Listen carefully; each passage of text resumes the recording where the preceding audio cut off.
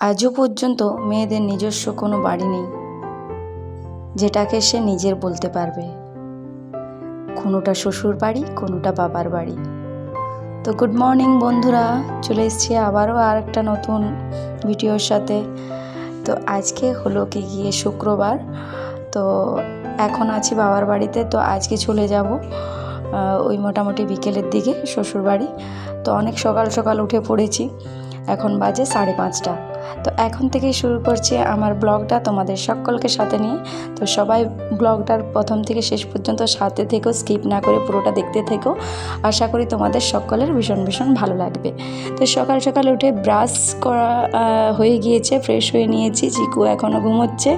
আর এদিকে যে গাছগুলো নিয়ে এসেছিলাম সেগুলোতে হালকা করে একটু জল দিয়ে দিলাম, কারণ কালকে নিয়ে এসেছিলাম, তাহলে ওগুলো বাড়ি নিয়ে যাব, তার আগে ভাবলাম কি একটু জল না দিয়ে দিলে শুকিয়ে যাচ্ছে। তো ওদিকে জল দিয়ে দিলাম ওইগুলোতে। আর যখন যাব তখন ওগুলো ব্যাগের মধ্যে একটু ঠিকঠাক করে বসিয়ে নেব, আর তখন কি আশা করি জলটা অনেকটা ঝরে যাবে। তো এদিকেতে জল দিয়ে চলে এসেছি, বসিয়ে নিলাম চা আমার আর বাবার জন্য। তো এদিকে চাটা খেয়ে পরে কিছু কাজ রয়েছে, যেহেতু আজ চলে যাব, তাহলে তার আগে ভাবছি গুছিয়ে নেব। তো যেটা তোমাদেরকে বলছিলাম যে মেয়েদের নিজস্ব কোনো বাড়ি হয় না। কারণ কেন বলো তো, এক হলো গিয়ে তোমার প্রথম থেকে ধরো মেয়ে জন্ম নেওয়ার পর থেকে, মানে প্রথম থেকে তার অর্ধেক জীবন কেটে যায় তার বাবার বাড়িতে, তারপর গিয়ে বাকিটা কাটে তার শ্বশুর বাড়িতে। তাহলে বলো তো তোমরাই কোনটা তার নিজের বাড়ি বলবে? তো দেখো, কিছুই বলার নেই। এদিকেতে ধরো বাবার বাড়ি এলে পরে মেয়েদের সারা দিন, মানে কি বলবো, কিছু কিছু মেয়েদের শুয়ে বসে আরামসে কেটে যায়, আর কিছু কিছু মানে যাদের কেউ নেই বাবার বাড়িতে, তাদের তো মনেই হয় যে বসে কাটাবো কী করে, একটু আধটু যদি কাজ না করি বা হয়তো ঘরগুলো না গোছাই। সেরকম হয়েছে আমার অবস্থা। আর মেয়েদের কি বলো তো, আমারও ওই দেখো একই রকম অবস্থা রয়েছে।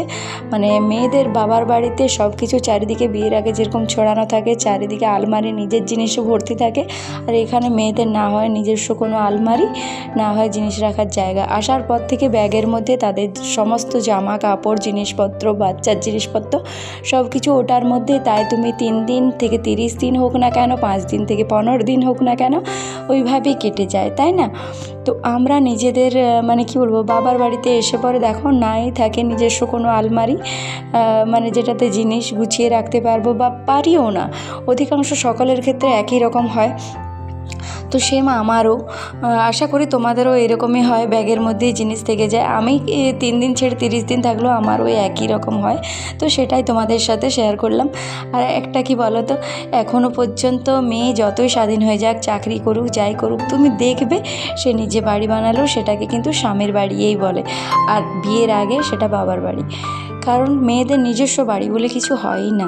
আমার সেরকম জানা নেই, বা আমার তো ওটাই মনে হয়। আমি তো যেখানে যাই কর্ম করেই আমাকে মানে খেতে হয়, যেহেতু আমার মা নেই।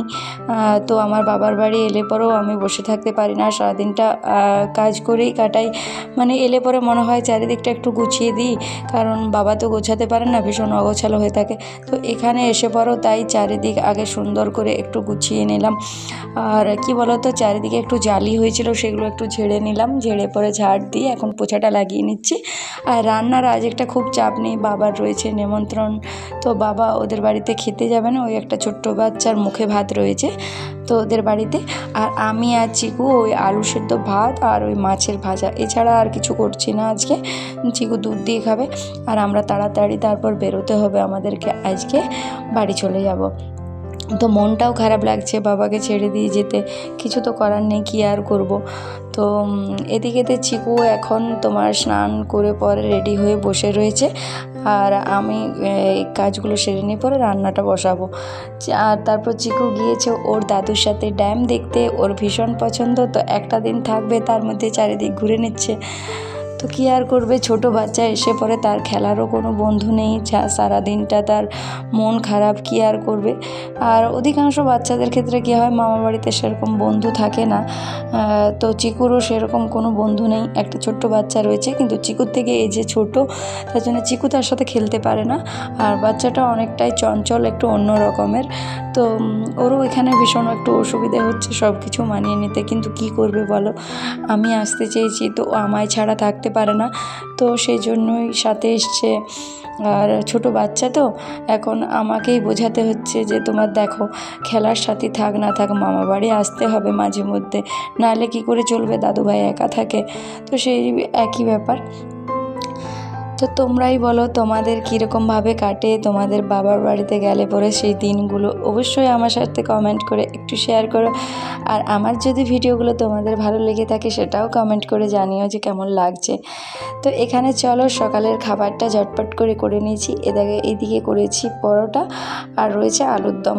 তো চিকু তো আলুর দম খাবে না, চিকু তো চা দিয়ে খাবে, ওর চাই বেশি পছন্দ। তো আমি নিজের জন্য জাস্ট করেছি, একটুকু মানে কি বলবো একটু বেশি মাখা মাখা হয়ে গেছিলো, পরে হালকা জল দিয়ে নিয়েছিলাম। তো ওই রকমভাবেই করেছি, আর সাথে নিয়েছি মিষ্টি দুটো। তো এদিকে খাওয়া দাওয়া ঝটপট করে শেষ করে নিই, তারপর চলো আরও বাকি কিছু দেখাচ্ছি। এই যে দেখো কি বলো তো, একটা ছোট্ট দেখে পার্সেল এসছে। তো মানে কি বলো তো এটা কি এসছে প্রথমে আমি জানতাম না, হঠাৎ করে চিকুর বাবা বললো কি যে বাইরে ছেলেটা দাঁড়িয়ে আছে গিয়ে পরে নাও, ওখানেই আমি অ্যাড্রেস দিয়েছিলাম, একটা পার্সেল এসছে। পার্সেলটা খুলে দেখলাম এটা অন্য কিছু নয়, ওই আমার পছন্দেরই, মানে সেটা হলো গিয়ে স্পাইডার প্ল্যান্ট। আমার তো গাছ ভীষণ পছন্দের, আর এটা হলো একটু অন্যরকম টাইপের স্পাইডার প্ল্যান্ট। তো অর্ডারটা আগেই দেওয়া ছিল, অ্যাড্রেসটা শুধুমাত্র চিকুর বাবা চেঞ্জ করে দিয়েছিল যাতে আমি এখান থেকে নিয়ে নিতে পারি। তো এই দেখো এটা একটা স্পাইডার প্ল্যান্ট এসছে, আর আমি অলরেডি স্পাইডার প্ল্যান্ট দু রকমের নিয়েও এসেছি, ওখান থেকে আগের দিন তোমাদেরকে দেখিয়েছি। এরপর বন্ধুরা কী করতে হবে বলো তো, বাড়ি গিয়ে আমাকে সুন্দর করে এগুলোকে আগে লাগাতে হবে, তাছাড়া ভীষণ মুশকিল হয়ে যাবে, সব মরে একদম নষ্ট হয়ে যাবে। তো এই দিকে দেখো এই স্পাইডার প্ল্যান্টটা অন্য একটু রকমের, তো জানি না কী রকম হবে, যতক্ষণ না বড়ো হবে ততক্ষণ তো বোঝা যায় না। তো এই হলো, আর এই ক্যামেরা করছে আমার ছেলে চিকু। তো এই দেখো চিকু ক্যামেরাটা করে দিয়েছিল, আর বিশেষ করে ভিডিওটা করেছিলাম ওপেনিং ভিডিও দরকার হয় তো অনেক সময় যদি কোনো প্রবলেম আসে, সেই কারণে সেই ভিডিওটাই আমি এটার সাথে অ্যাটাচ করেছি। আর এদিকেতে দেখো এই মাছটা তোমরা কি কেউ চেনো, কী মাছ এটা? যদি কারো জানা থাকে অবশ্যই আমাকে কমেন্ট করে জানিও। আর এটা বাবা বলেছিল এটার নাকি ওই কী বলবো বিন্ধে এটা, তো হাতেতে জ্বালা করবে, তার জন্য আমি ভয়ে ভয়ে মাছটাকে অনেক কষ্টে কেটেছি। তো দেখো তোমরা দেখে জানিও যে এটা কী মাছ। মানে বাবা বলছিল এটা সামুদ্রিক মাছ কিছুটা, এটা নাকি অনেক বড় হয়, একটা মানুষের সমান ধরতে গেলে হয় এরকম। তো এই মাছটা আমাদের ড্যামের এখানে পাওয়া গিয়েছে, তো বাবা আমাদের জন্য নিয়ে এসছেন। তো এই দেখো এটাই আমি কাটতে বসছি, এত কষ্ট হয়েছে মাছটা কাটতে, কী বলবো বলো তো, এই মাছটার কোনো আঁশ নেই, আঁশ ছাড়াতে তো হয়নি। তো কী হয়েছে কাটার সময় মাঝের যে একটা অংশ রয়েছে, মানে যেন যেরকম মানুষের শিরদাঁড়া হয় ওই রকম টাইপের, আর এমনি কাঁটা ছিল না মাছটার মধ্যে সেরকম। তো ওই মাঝের ওই যে অংশটা হাড়ের মতো রয়েছে ওটা কাটতে আমার ভীষণ অসুবিধা হয়েছে মাছটার। কিন্তু সত্যি কথা বলতে মাছটা কিন্তু ভীষণ টেস্টি ছিল, এত টেস্টি, আর মাছটার মধ্যে এতটাই তেল ছিল মানে কী আর বলবো। আর এই যে দেখছো মাথাটা, এই মাথাটা না আমি কেটে দুটো ভাগ করতে পারিনি, এতটাই শক্ত রয়েছে, মানে ওর শরীর থেকে মাথাটা আলাদা করতে আমি হিমশিম খেয়ে গিয়েছিলাম। ভিডিওটা মোটামুটি 10 থেকে 15 মিনিট হয়ে গিয়েছিলো। তো আমি সেটাকে ছোটো ছোটো করে কেটে পরে মানে দিয়েছি, ও মাথা কাটতে গিয়ে আমার মানে একদম নাজেহাল অবস্থা। আর সাথে রয়েছিল এরকম ছোটো ছোটো কয়েকটা মাছ, পুঁটি মাছ, তো ওগুলো বেটে নিয়ে এসেছিলো, তো ওগুলো ওর সাথে ভেজে নিয়েছি। তো তারপর এদিকে দেখো একদম ফিরে এলাম কখন বলো তো, খাওয়া দাওয়া সব কমপ্লিট করে। আর ভিডিওটা যেহেতু লং হয়ে যাবে, সব রকম ভিডিও তার জন্য দিতে পারা যায় না। তো এদিকে আমি আর চিকু খাওয়া দাওয়া করে নিয়েছি। আর এখন কি বলো তো, এটাই সব থেকে দুঃখের সময় মেয়েদের, কী বলো তো, কাপড় গোছাতে বসছি, বাড়ি চলে যেতে হবে। তার চিকুর যা কিছু জামা কাপড় ছিল বা নিজের যা টুকটাক ছিল সেগুলো সব আগে গুছিয়ে নিচ্ছি। তো এদিকেতে চিকুরও মানে কি বলবো অন্যবার যেতে চায় না, এবারে বলছে আগে বাড়ি যাব। কি বলো তো, আসার পর থেকে না ভীষণ বোর ফিল করছে, একা একা থাকতে হচ্ছে, ছোট বাচ্চা তো কী আর করবে। তো চলো ঝটপট করে তার জন্য গুছিয়ে নিচ্ছি সব কিছু। আর এখন বাজে 2:30, তো আমরা 3:30-এর মধ্যে মোটামুটি বেরিয়ে যাব। তো এদিকে তার জন্য আগে সব কিছু রেডি করে নিচ্ছি। এদিকে চিকুকে আমি রেডি করে দিয়েছি, তো তারপর আমি নিজে রেডি হয়ে নেব। আর এখন আমার এতই খারাপ লাগছিলো ব্যাগ গোছাতে, মানে যাওয়ার একদম ইচ্ছে ছিল না, কিন্তু বাধ্য, কিছু করার নেই। আর এখানে চলে এসেছি, ঠাকুরকে একটু প্রণাম করে নিলাম, সাথে মা, দাদু ভাই, দিদুন সকলকে একটু প্রণাম করে নিলাম, তারপর বেরোবো।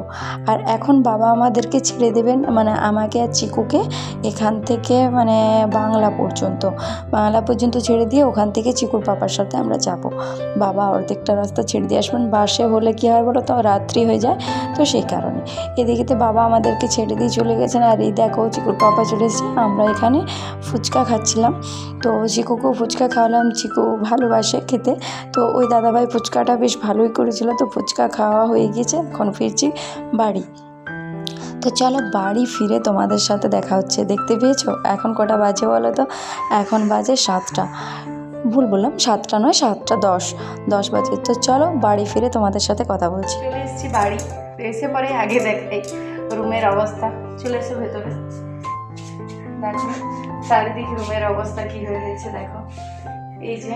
আর এখানে দেখো চারিদিক কি হয়ে রয়েছে, এই দেখো চারিদিক কি অবস্থা হয়ে রয়েছে। পুরো বেড, এখানে হারমোনিয়াম রয়েছে অগোছালো ভাবে চারিদিক, এই দেখো। তো এই হলো বেডের অবস্থা, মানে ভীষণ বাজে অবস্থা, কিচ্ছু বলার নেই। তো এই সব কিছুকে আগে একটু ঠিকঠাক না করলে পরে যেন কিরকম লাগছে একটা। চলো ঝটপট করে এগুলো ঠিক করে নিয়ে। এই দেখো চারিদিক গুছিয়ে নিয়েছি, একটু সুন্দর করে একটু পরিষ্কার করে নিয়েছি, ঝেড়ে নিয়েছি। তো তোমরাই বলো, পরিষ্কার থাকলে দেখতে ভালো লাগে, তাই না? আর চলো তোমাদেরকে একটা জিনিস দেখাই। এই দেখো, আমি আগের ভিডিওতে হয়তো দেখিয়েছি, আমার ঠিক মনে নেই। এখানে দেখতে পাচ্ছ একটা ওয়াল হ্যাঙ্গিং রয়েছে, এটা পুরোটাই কিন্তু নিউজ পেপার দিয়ে বানানো। এটা আমি নিজের হাতে বানিয়েছিলাম, অনেক দিন আগে। তো চিকুর ভীষণ পছন্দ, তার জন্য আমি এটা চিকুর রুমেতেই লাগিয়েছিলাম। তো সত্যি ওই আউল ওয়াল হ্যাঙ্গিংটা দেখতে ভীষণ ভালো লাগে, মানে যেই আসে দেখে পরে বলে যে খুব সুন্দর হয়েছে। আর এখানে দেখো একটু গুছিয়ে নিচ্ছি, এখানে রয়েছে চিকুর দুটো, মানে একটা ছবি রয়েছে পাশে, আমার আর চিকুর বাবার ছবি, আর চিকুর বাবার ছোটোর সময়ের একটা ছবি। ওপরে দেখো চিকুর একটা ছবি রয়েছে, ওখানে তীর ধনুক হাতে, ওটা চিকু ছৌ নাচের একটা দৃশ্য করেছিল সেই সময়ের তোলা। তো চলো চিকুকে আগে ঝটপট খেতে দিয়ে দিই। এই দেখো চিকুকে খেতে দিয়ে দিচ্ছি, এখানে চিকু খাচ্ছে রুটি। আচ্ছা, চিকুর কী বলো তো, সবজি দিয়ে খেতেই চায় না, কি করলে খাওয়াবো তোমরা একটু জানিও তো। এত মানে সবজি খেতে চায় না, মানে সবজির প্রতি এত বিরক্ত ভাব যে কি আর বলবো। তো আজকে হয়েছে রুটি, আর এখানেতে হয়েছে মানে কি বলবো, ঘুগনি হয়েছে। তো মাই করেছিলেন আজকে, আমি এসে পরে কিছু করতে পারিনি, অনেকটাই তো দেরি হয়ে গেছিলো। তো সন্ধ্যের সময় মা করে রেখেছিলেন। তো এদিকে আমাদের খাওয়া দাওয়া কমপ্লিট, এখন রাত্রের অনেকটা সময় হয়ে গিয়েছে, এখন বাজে তোমার 10:30। এখন 10:30 বাজছে। তো সকালের যাতে চাপটা একটু কমে যায়, তার জন্য আমি সবসময় চেষ্টা করি রাত্রে যতটা সম্ভব কাজ গুছিয়ে নেওয়ার। তাই একটু কষ্ট হলেও, টায়ার্ড হয়ে থাকলেও ওটাই চেষ্টা করি। আর সবাই ওটা একটু করার চেষ্টা করবে, তাহলে দেখবে তোমাদের সকালটা অনেকটা ফ্রেশ থাকবে, মানে একটা ফ্রেশনেস আসবে। কীরকম যে মানে উঠে না উঠে তোমার বাসন ধোয়া বা অন্য কিছু জিনিস, যেমন রান্নাঘর পোছা লাগানো, এইসবের যদি কাজগুলো একটু গুছিয়ে রাখা যায় রাত্রিতে, তখন সকালে ওঠার পরে কাজটা অতটা চাপ থাকে না, একটু হালকা হয়ে যায়। তো আমি সেই রকমই চেষ্টা করি, যেহেতু আমার চিকুর বাবার রান্না থাকে, পরের দিন রান্না করতে হয়, যেহেতু কলেজ রয়েছে, তো আমি ওটাই সবসময় চেষ্টা করি।